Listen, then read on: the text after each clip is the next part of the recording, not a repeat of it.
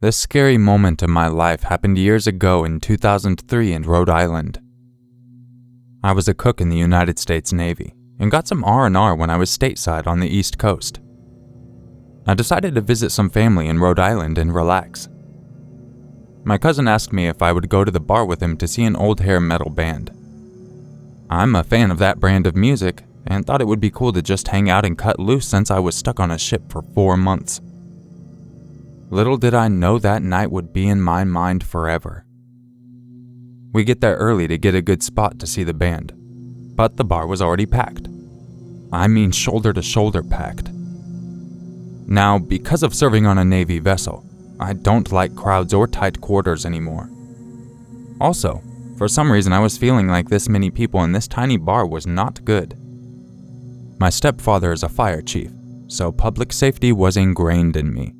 Plus, when you're a sailor, you get taught public safety in general, so alarm bells were going off in my head. I tell my cousin that I don't like being in a very crowded place and ask if it's okay to leave. My cousin was not happy, but sympathetic since he could see I was looking uncomfortable. But we had already paid our cover. We came to the agreement to stay, but stand near the exit door so I could get some air if I felt too uncomfortable. Now, my stepdad instilled in my siblings and me the importance of knowing where exits are and to be aware of your surroundings. I was always annoyed of that, since my stepdad and I did not get along. But it did save my life. After about another 10 minutes, the bar continues to fill up. About that time, the band came on stage with a bang. I started to get in the groove with the music when I see fire creeping around the drummer. Let me back up a second. When the band started the show, they had these pyrotechnics that shot sparks all over the stage.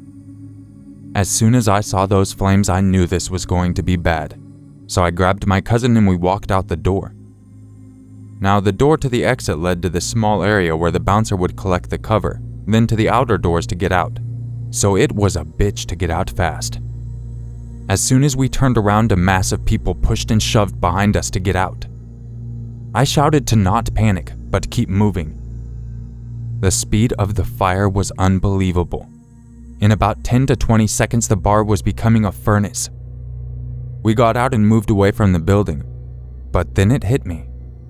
I was looking at hundreds of people dying in front of me. The sailor in me took over and I started to pull people out of the bar as fast as I could. But there were so many people fighting to get out that they jammed the doors. I stepped away when the fire department came and let the professionals do their job. I hugged my cousin and said a prayer for the ones still inside the bar. At this point, I'm in shock. But when we return to my cousin's house and start watching the disaster on the news, my cousin turned to me and said, "Joe, if you didn't make us get close to the door, it would have been us that burned up. How did you know?" I replied, "I just got a gut feeling that something was not right." Now, I don't believe in premonitions, but I do follow my gut, and that night saved my life. Also, my stepfather's golden rules of safety also saved us. Be aware of your surroundings, know your exits, and if in doubt, get out. If you want to find out more about the fire or see footage of the fire, just look up the Station Nightclub fire. And as a note from Urmaker, I would include it here, but it's heavily copyrighted, so go ahead and type it in a YouTube search. You will find a video of actual footage, and you can also find a wiki page describing more details about it.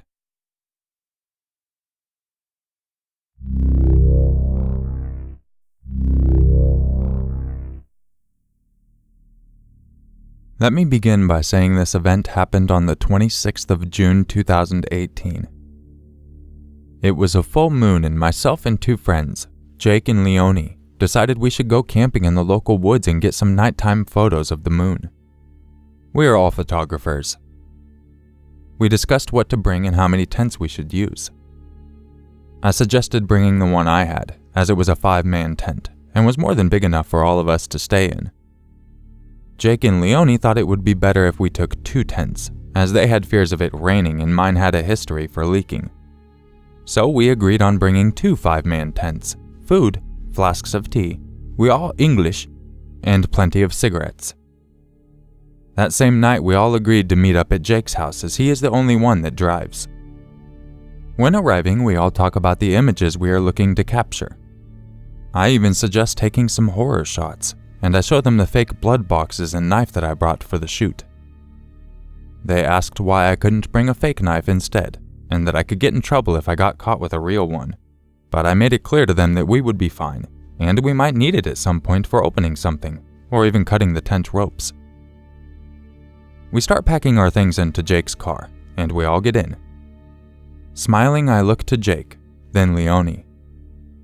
They both almost at the same time ask what I'm smiling like that for.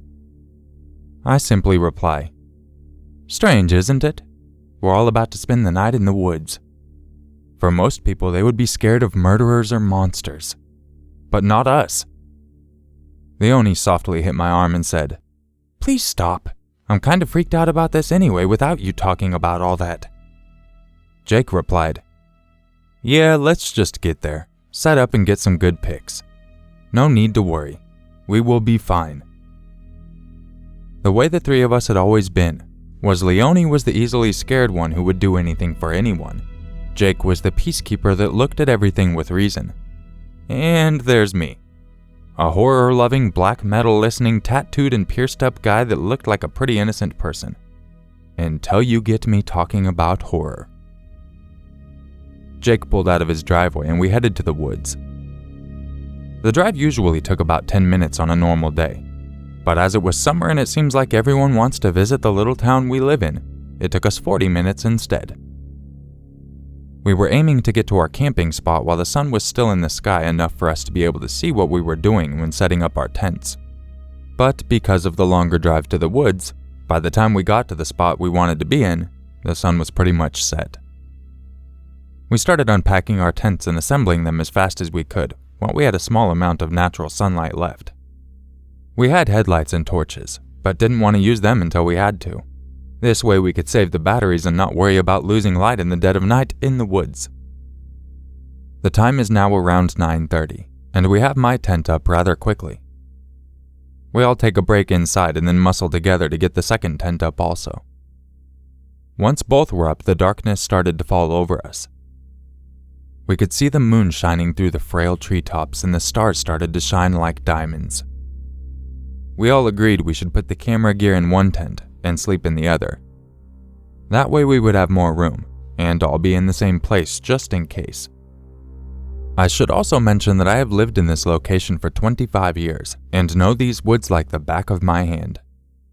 I shoot most of my wildlife photography there and even built a few rope swings around the place. The body of the woods is huge, and all us locals knew the safe places to camp, and the not-so-safe places. This was never an unsafe place to camp due to people messing with you, but mostly because some of the animals that live there get angry when you get too close to their places of rest. So in a nutshell, we wait for the wild to come to us, rather than go upset it. As we were there to shoot the stars and the moon, we didn't think much about where we should go to get our photos, as we gathered just looking up would be enough. Big mistake. Something we all kicked ourselves for was not scoping out the location beforehand. When we looked up from the tents, all we could see were small parts of the night sky rather than the usual full glow. This was because it was summer, and the leaves on the tall trees were almost like a big cover over us. We looked at each other and just smiled. Leonie came out with a laugh and said in a joyful tone, "Really? Cannot believe none of us thought to check this." Myself and Jake laughed, and we all decided to look around for a better, more clear spot that wasn't so covered. After walking around for about an hour, we had yet to find a good enough spot to set up our cameras. Jake suggested going on to Google Maps on his phone and having a look for any clearings or higher ground with less trees around. We all agreed this was a great idea, and looked at Jake while he scrambled to the tent to find his phone. It took about 5 minutes of him looking before I said, "Please don't tell me you dropped it on the way." He looked at me and said in a fed-up voice, "Fuck, mate, it must have fallen out when we were walking around." I looked at him and said, "Well, we best get out there and try to find it. Not seconds after I said that, Leonie says she's tired of walking and that we should just ring it and see if we can hear it ring first. I thought this was a good idea. So did Jake. And if he had dropped it close by, we should hear it and save us aimlessly walking around in the dark trying to find it. Leonie then grabbed her phone out of her pocket and scrolled down her contact list to find Jake. She pressed call and the phone started ringing. We stayed quiet to see if we could hear it from inside the tent. But we heard nothing. She then tried again, but this time we all stood at different corners around the site to see if one of us would hear it. Still nothing. I looked over at Jake and said, "What do you want to do, mate?" He replied, "Well, we kinda need the phone to check where the next best spot that's close to us is. I'm done walking around and finding nothing, so I guess we'll have to go back to the car and get it." I replied, "Yeah, fair enough," then laughed at the fact that myself or Leonie had no internet, and that this whole night was off to a wrong start. We got back into the tent and Jake grabbed his car keys, headlamp, and torch. I did the same, and looked over at Leonie. Just as I did, she said in a sharp tone, "You're not leaving me here alone." I replied, "Well, come with us then." There wasn't a second that passed before Jake piped up saying, "We can't all go and leave our stuff here. What if someone comes along?" Leonie then said once again in a sharp tone, "Exactly. What if someone comes along and I'm here all alone?" I look at Jake and give him a look of, she has a point. He then says, "Fine, I'll go alone. I shouldn't be longer than 20 minutes. I'll ring you when I get to my car and have my phone." We agree that this is the best plan, and I make him know that if he hasn't rung in an hour, we will come to find him, as these woods have many little badger holes that would be easy to twist your ankle in if stepped in. Jake leaves the camp and we remind him that he has 1 hour, and after that we're coming to look for him. We watch him walk off in the direction of where the car is parked until we no longer see his headlamp. Myself and Leonie get back into the tent and pour ourselves a cup of tea and light up a cigarette. She begins talking about Jake and that she hopes he's safe out there. I reply, "He's gonna be fine. He knows these woods just as well as I do. We have nothing to worry about. Now let's talk about something a little more upbeat." I try changing the topic to us playing Fortnite when we get back home in the morning, or who's going to upload their photos first. But I can tell she's still not feeling committable knowing he's out there alone. I scramble across the floor and sit myself next to her, put my arm around her and say, "Look, I know you're feeling on edge, but he's going to be fine. We still have 10 minutes for him to ring us." She looks at me and smiles. I think I've gotten through to her. But she looks me straight in the face and says, "While you were packing things into Jake's car, he told me something. Something that is making me feel bad for him and scared." At this moment, she had me in wonders. I asked her what he had said, and that no matter what happened, I wouldn't tell him. As myself and Leonie were very close, she said, "Fine, I'll tell you." And I thanked her and reassured her I wouldn't say anything to Jake. She placed her head on my shoulder and started to tell me. From what I remember, it was like this. "Before we left, Jake told me he didn't want to come on this trip tonight. He said he was scared of these woods and that he was only coming because he didn't want to feel left out." I looked at her and our eyes met. I told her in a hushed tone, "I know. I've known him all my life, and every time we come here, day or night, he's on edge. Before he left, I gave him that knife I brought. I had no intentions of shooting any horror pictures. I just needed a good enough excuse for you to let me bring it." She looked at me with a smile and said, "I'm scared and I want to go home. Can we please just get the gear packed up and come back for the tents tomorrow? When we see Jake on the way, we'll tell him that's the plan. I'm sure he'll love the idea." I agreed, and explained that we should double check before we leave to make sure we had everything we want so we don't have to come back tonight. She agreed, and we quickly started throwing our camera gear into our bags along with Jake's and started to walk away from the camp. Once walking, Leon asked me why I was so calm in this situation. I told her that as a child I was always taught that it was easier to hide in the dark, so you're less at danger. I then explained to her that the dark colors we were wearing would blend into the dark perfectly if we were to turn off our torches. I also told her that she was safe with me, and that she should start walking faster, as we didn't want Jake to have to walk halfway back to find out we were leaving. She agrees, and once again thanks me for keeping her calm. We pick up the pace, when out of nowhere we hear a rush of falling leaves and loud footsteps coming from in front of us down the path. I turn my headlamp off, and Leonie follows suit. I drag her onto the ground into a tall grass bed. I sign to her to be quiet, and hold her hand to assure her that we will be safe. Seconds later, a human figure walks close to us. No torch, no light of any kind, and just pauses. At this point, my adrenaline is peaking. My heart is racing, and I can see that Leonie is shaking and has tears of terror in her eyes. Time felt like it stopped, and every second of silence felt like an hour, when from nowhere the voice whispers, "Guys, was that you? Please, please guys, tell me that's you. It's Jake. Please guys." I jump up and say, "Jake?" As did Leonie. I turned on my torch ready to kick off as I thought he was maybe trying to scare us on purpose. But when the light from my lamp caught his face, I could see he was crying. Not a little bit, but a lot. He looked muddy, and like he'd seen a ghost. We heard a loud cracking sound from a branch snapping, and he fell to the floor while frantically whispering, "Turn off the light and get down." Without a second thought, I turned the light off, grabbed Leonie again, and threw us onto the ground. Jake started saying, "We have to leave right now," over and over again, as sounds of other human life was getting closer. I tried to calm him down, but he just grabbed me and looked me deep in my eyes and said slowly, "We have to leave right now." I just nodded my head, picked up Leonie from the ground and started to crouch towards the car's location, but on a different path.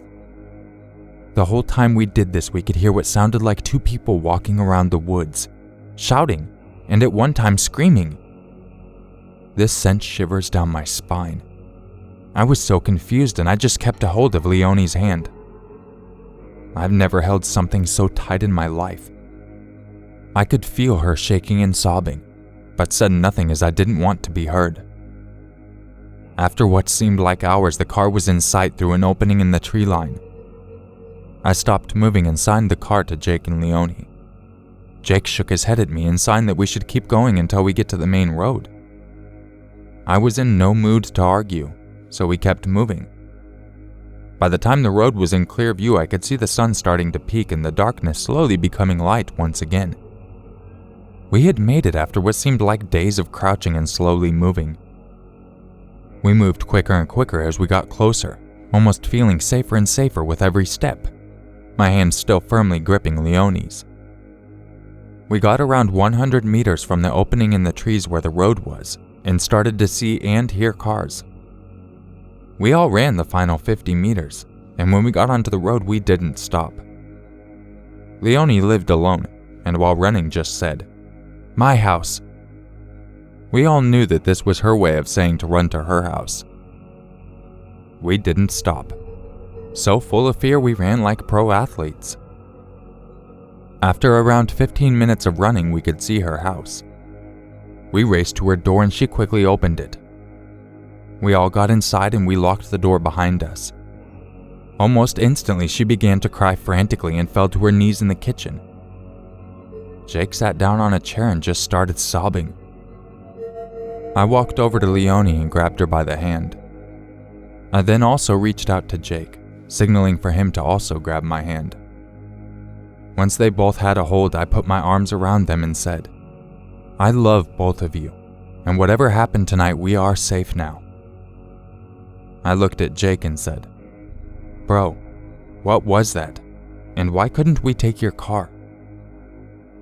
I tell them that I'll roll us cigarettes and make a cup of tea, and that we could sit down and talk about it tonight.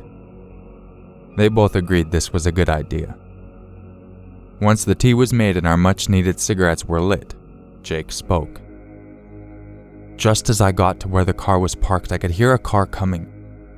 Something in my gut told me to hide, so I did.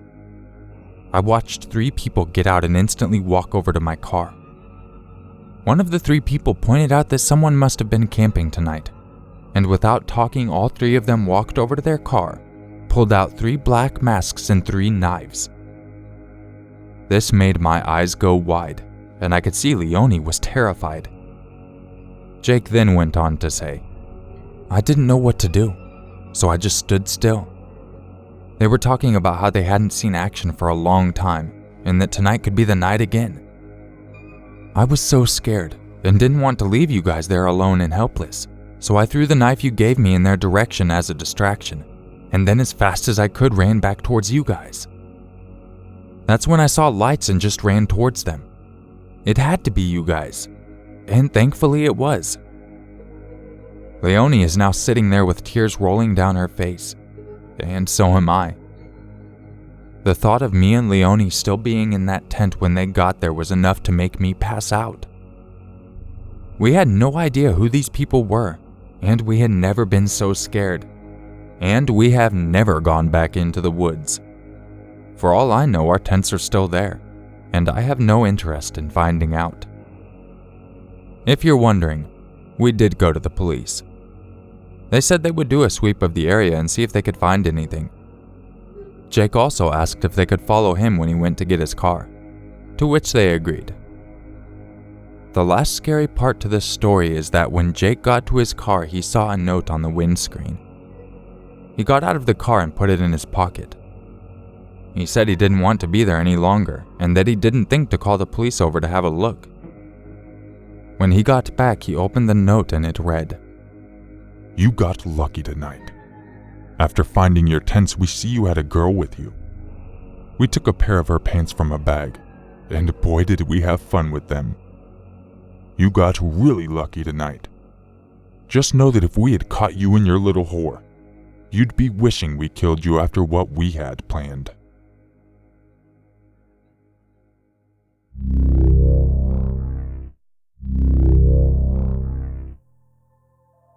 I'm a mother of 2 daughters and I live out in the country. My husband is a welder and a really outgoing and charismatic guy, which means he has tons of friends that will periodically stop by to hang out with him. In fact, there are some friends he trusts enough to use the tools in his garage and stay at the house when he isn't home. Well, one late afternoon he was gone when I heard someone pull into the driveway.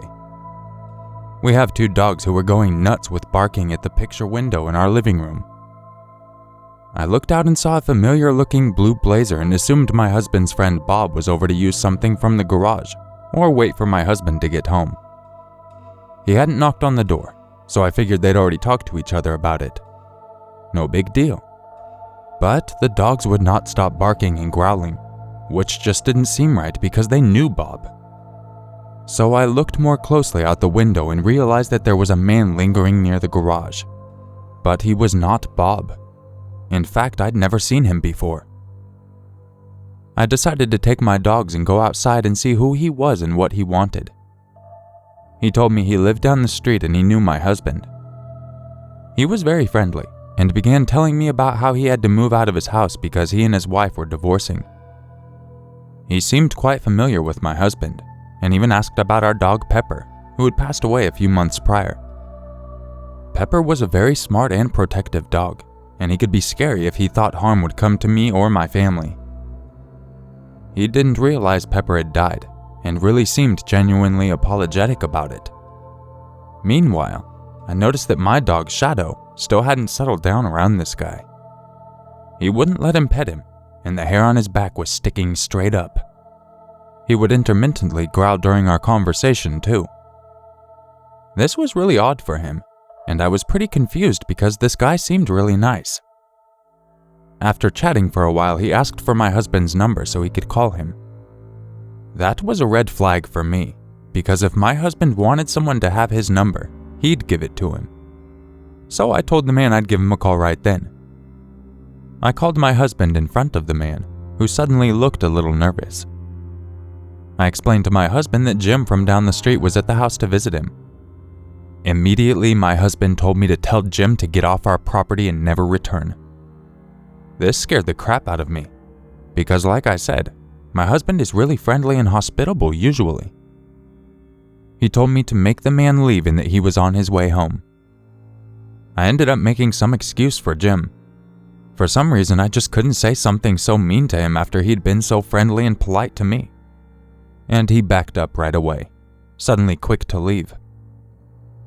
My husband arrived home a short time later and explained that Jim was a severe crack addict who had been stealing from all of our neighbors' garages. His wife threw him out because of this, and he's been desperate for cash to support his habit. He was probably scoping out what he could steal from my husband's garage and seeing what obstacles, my dogs, would be in his way. To think he could have harmed me or my kids makes me furious.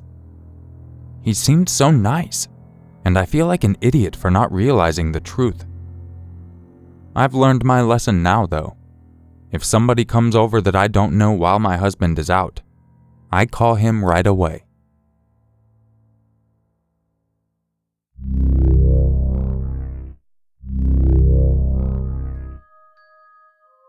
If you enjoyed this video, don't forget to leave a like, subscribe, hit the notification button, and share it with your friends.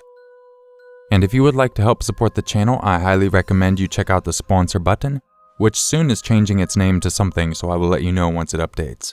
But it will be the same thing. But you can sponsor the channel and get a cool channel badge, as well as early access to all of my content and a couple other things. Or you could head over to my Patreon page and look at the different options there. Once again, I do want to point out that if you want to learn anything more about that fire, to just go ahead and look up the Station Nightclub fire. I'll put a link to the actual footage down in the description. Might make it a little easier for some of you. But when I was actually looking up footage and everything like that, right in the very beginning of their video, they let everyone know that anytime someone's used that footage, they get a copyright strike. So definitely not something I'm messing with, you know what I'm talking about? That's some bad juju. But you can go watch it over there if it is something you're interested in. And honestly, I had never heard about that fire, and it's extremely unfortunate. And it's amazing that someone who went through that actually shared it with us. I hope everybody had a great weekend, and I will catch you in the next video. And just remember, it's always scarier if it's true. Bad bye. We heard a loud cracking sound from a branch snapping, and he fell to the floor while frantically whispering. That's not what he said. It actually says something else, dude. No, it does. Don't argue with me. Stop arguing. You best stop that back talk.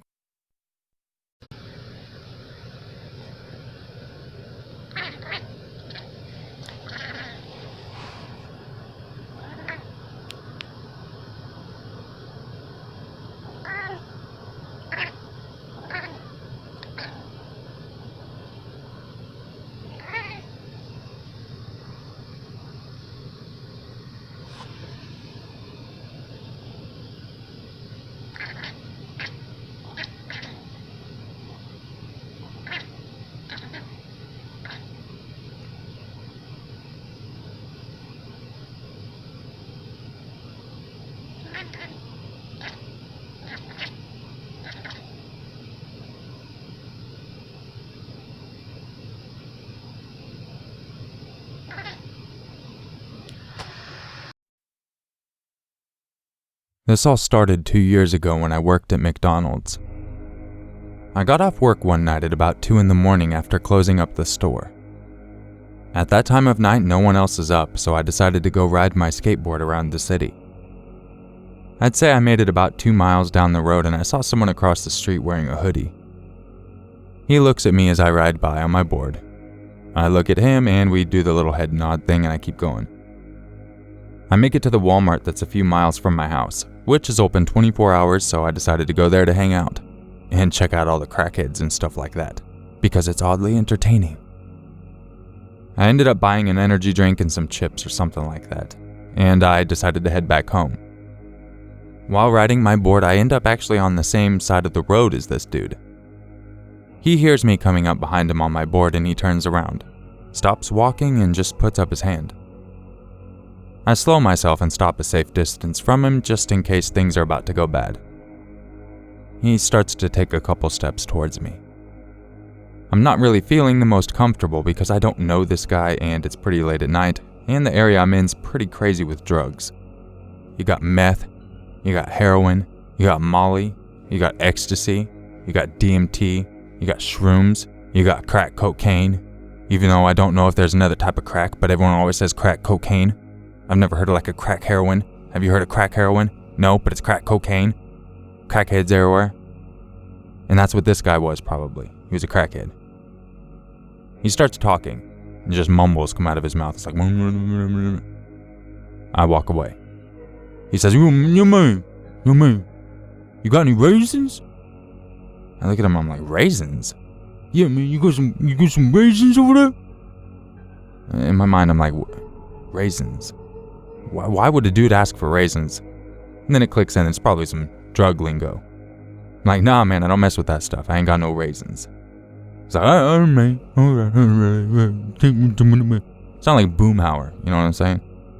So I end up riding my board away, you know. I get home, open my energy drink and start drinking it. And then I realize that it's a little bit flat.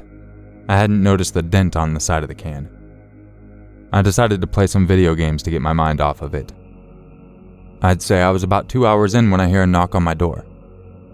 I look out the peephole and I see the dude that I had talked with on the street. Through the door I yell, "Yeah, what do you want?" In a muffled tone I hear him say, "Hey yo man, you got some raisins?" I couldn't help but start busting up laughing, you know what I'm saying? Just raisins. So he's at my house, asking for raisins. At like 3 a.m. by this point. I go over to my side window that's got a better view of the front porch. And I say, "Yo." He jumps and turns and looks like he's surprised. "Yo, you got some raisins?" I'm like, "No, dude, I ain't got no raisins. Get out of here." He gives me this really weird look. Almost as if you're deciding if someone's telling the truth or not. Then he says, "Alright man, let me know if you get some raisins." Then he walks off into the night. I hop back on my video games for about a half hour, and then I decide I want a beer. So I decide to go to the 7-Eleven down the street. I grab my skateboard, go out my door, and I make it about a block down the road before I see the same guy. I think you already know what he said when he saw me. "Hey yo man, you got the raisins?" I told him no, I don't have raisins. I rode down the middle of the road as to avoid him. I get to the store, buy my beer, and oddly enough I see some chocolate-covered raisins. I buy a pack, along with my alcoholic beverages, and head back down the road. I see the dude again, and once again, "Yo, you got some raisins?" I tell him yes, I do have raisins. I'm going as fast as I can with a bag of beer in one hand and I got the raisins in the other hand, and I swing it and pelt him in the face as hard as I can with the damn raisins, not even stopping as I pass by. Didn't say a word, just went straight home, walked in, cracked a beer open, played some video games. And everything I just said is a complete lie that I was making up off the top of my head at the end of a video just to entertain you guys for some weird reason. So how does that make you feel knowing that I just wasted more precious time of your life? I'm sure some people will be upset, but most of you will think it's kind of humorous because any form of entertainment is entertainment. Once again, I really appreciate everyone sticking to the end of the video, even though this story was absolutely false and had nothing to do with anything. But it does make me wonder. Do you have any raisins?